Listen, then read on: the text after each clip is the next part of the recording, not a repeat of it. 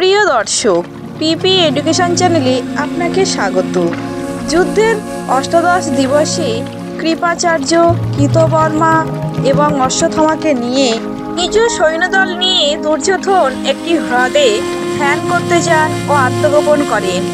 ভিডিওটি শুরু করার পূর্বে আমার একটাই অনুরোধ, আমার এই ক্ষুদ্র প্রয়াসকে মূল্য দিতে চ্যানেলটিকে সাবস্ক্রাইব করবেন, লাইক দেবেন।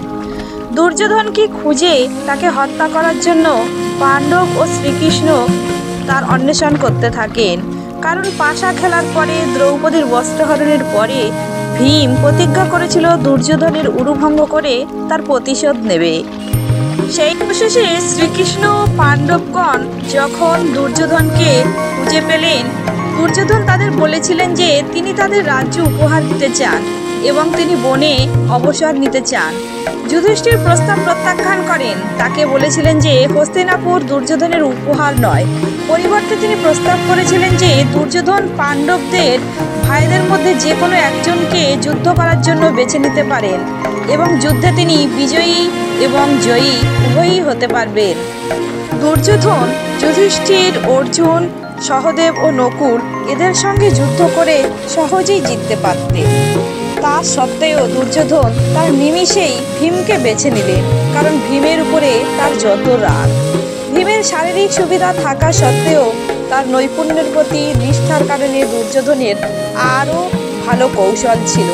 বলরামের দুই শিষ্য মধ্যে দীর্ঘ ও নৃশংস যুদ্ধের পর দুর্যোধন ভীমকে ক্লান্ত করতে শুরু করেন এবং ভীমকে প্রায় অজ্ঞান করে দেন।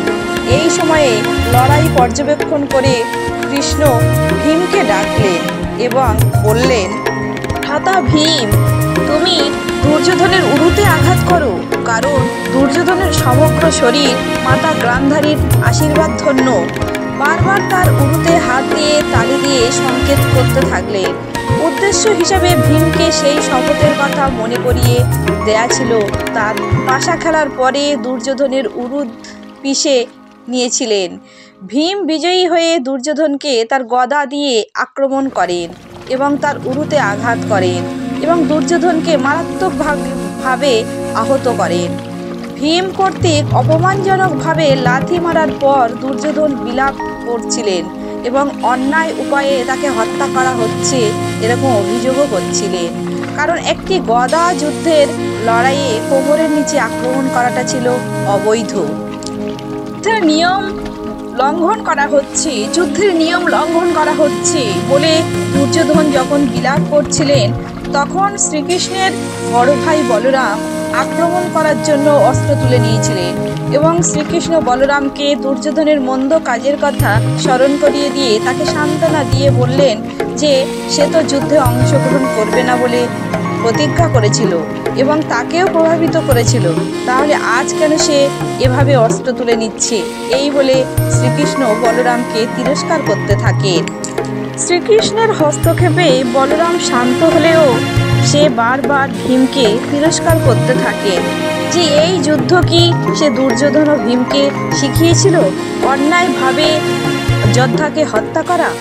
পরাজিত হয়ে দুর্যোধন পাণ্ডবদের কাছে গর্ব করছিলেন যে তিনি কিভাবে গৌরবময় মৃত্যুতে মারা যাচ্ছেন।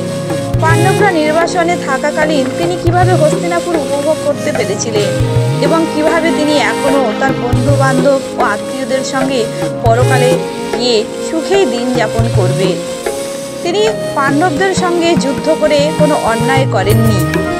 আর এদিকে বলরাম বারবার বিলাপ করছিলেন তার প্রিয় শিষ্য দুর্যোধনের মৃত্যুর জন্য এবং আক্ষেপ করছিলেন যে দুর্যোধন অন্যায়কারী হলেও মৃত্যুর সময় সে কিন্তু স্বর্গযাত্রা করবেই, কারণ সে যুদ্ধেই প্রাণ ত্যাগ করল।